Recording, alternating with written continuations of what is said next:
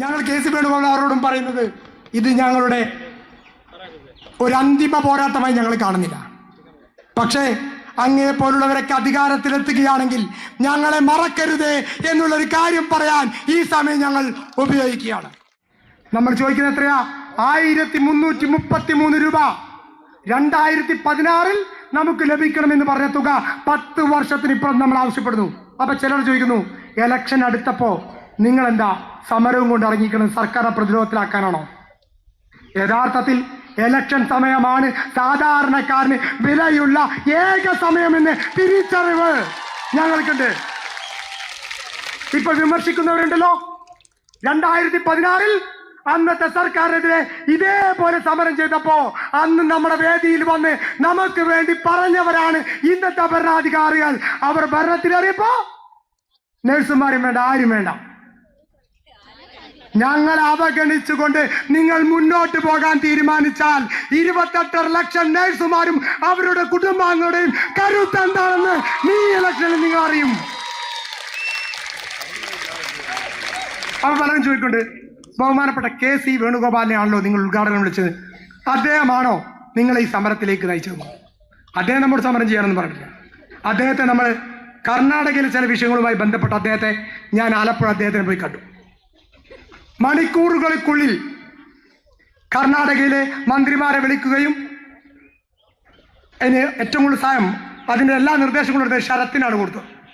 ശരത്താണ് അവിടെ ഓരോ സമയത്തും, കാരണം ഞാൻ അവിടെ പോകുമ്പോൾ പറയുന്നത് കർണാടകയാണ് ചെറിയൊരു, കാരണം നിങ്ങൾക്കറിയാലോ മാനേജ്മെന്റിലൊക്കെ ഗണ്ണൊക്കെ മുന്നിൽ വെച്ചിട്ടാണ് ചർച്ച ചെയ്യുക. ആ സ്ഥലത്ത് ഈ സംഘടനാ പ്രവർത്തനം നടത്തുന്നവരാണ് നമ്മൾ. അവിടെ നമുക്ക് എല്ലാ തരത്തിലുള്ള സഹായവും കെ.സി. വേണുഗോപാൽ അവർ പറഞ്ഞപ്പോൾ അവിടുത്തെ ആരോഗ്യമന്ത്രി, അവിടുത്തെ മെഡിക്കൽ മന്ത്രി, അവിടുത്തെ ന്യൂനപക്ഷ മന്ത്രി, എനിക്ക് തോന്നുന്നു ഒരു മന്ത്രിസഭയിലെ മുഴുവൻ ആളുകളും നമുക്കൊപ്പം ചേർന്ന് നിന്നു. ആ നന്ദി കെ.സി. വേണുഗോപാൽ അവരോട് ഈ സംഘടനക്കുണ്ട് എന്നുള്ള കാര്യത്തിൽ പറയാൻ ഞങ്ങൾക്ക് മടിയില്ല. അദ്ദേഹം നമ്മുടെ ഫെബ്രുവരി 21 പരിപാടി ഉദ്ഘാടനം ചെയ്തുകൊണ്ട് പറഞ്ഞു, എന്താ UDF അധികാരത്തിൽ വന്നാൽ 100 ദിന കർമ്മദിന പരിപാടിയായി 40,000 രൂപ പ്രഖ്യാപിക്കാം. അദ്ദേഹം അത് പാലിക്കപ്പെടും എന്ന് എനിക്ക് ഉറപ്പുണ്ട്.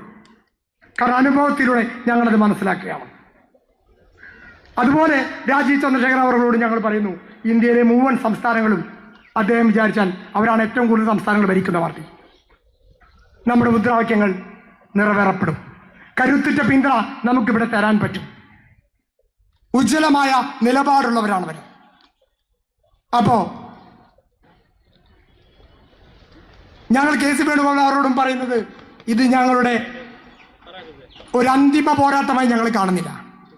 പക്ഷേ അങ്ങേ പോലുള്ളവരൊക്കെ അധികാരത്തിലെത്തുകയാണെങ്കിൽ ഞങ്ങളെ മറക്കരുതേ എന്നുള്ളൊരു കാര്യം പറയാൻ ഈ സമയം ഞങ്ങൾ ഉപയോഗിക്കുകയാണ്.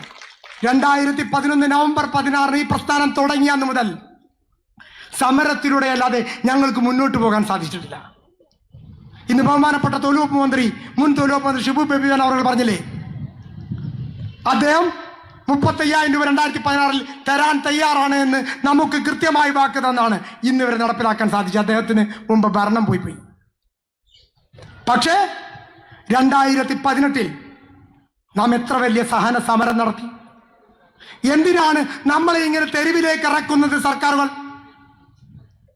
രാഷ്ട്രീയപരമായ നിലപാടെടുക്കാൻ ഞങ്ങളുടെ സംഘടനയ്ക്ക് താല്പര്യമില്ല. സ്വതന്ത്രമായ നിലപാടുമായി മുന്നോട്ട് പോകാനാണ് ഞങ്ങളുടെ ആഗ്രഹം.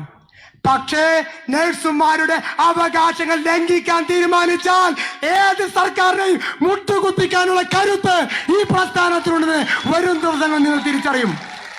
പ്രിയപ്പെട്ടവരെ, ഇന്ന് നമ്മൾ അത്യാഹിത വിഭാഗങ്ങളിൽ മിനിമം സ്റ്റാഫിനെ കൊടുത്തു. നമ്മളിപ്പോൾ ഒരു മീറ്റിംഗ് നടത്തുകയുണ്ടായി. ആ മീറ്റിംഗ് നടത്തിയപ്പോൾ ഞാൻ അവരോട് ചോദിച്ചു, എങ്ങനെയാണ് നമ്മൾ ഈ സമരം കൊണ്ടുപോകേണ്ടത്? എല്ലാ യൂണിറ്റ് നേതാക്കന്മാരും ഒരൊറ്റ നിലപാട് സ്വീകരിച്ചു, പണിമുടക്ക് തുടരണം.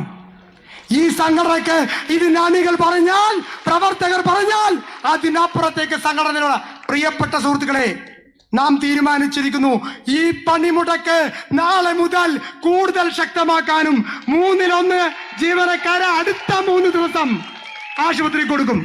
എങ്ങനെ? ഇപ്പൊ അത്യാഹിത വിഭാഗങ്ങളിലുള്ള രോഗികൾക്ക് മറ്റാശുപത്രികളിലേക്ക് ഷിഫ്റ്റ് ചെയ്തു പോകാനോ? സർക്കാർ അങ്ങനെയല്ല പറയുന്നത്. സർക്കാർ ആശുപത്രി എല്ലാ സൗകര്യങ്ങളും ഉണ്ട്, വളരെ വിശാലമാണ്, ആയിക്കോട്ടെ. സ്വകാര്യ ആശുപത്രികൾ വലിയ കോർപ്പറേറ്റുകളാണെന്നല്ല പറഞ്ഞത്, ആയിക്കോട്ടെ. ഈ കോർപ്പറേറ്റുകളെ ഭയമില്ലാത്ത സംഘടനയാണ് UNA. ഈ പ്രസ്ഥാനങ്ങളെ ശക്തമായിട്ട് നിലക്ക് നിർത്താൻ ഈ സംഘടനക്കരം. തൊഴിൽ വകുപ്പ് മന്ത്രി പല മാധ്യമങ്ങളോട് പറയുന്നുണ്ട്, മാനേജ്മെന്റുകൾ ഞങ്ങൾ പറഞ്ഞാൽ ശമ്പളം കൊടുക്കില്ല.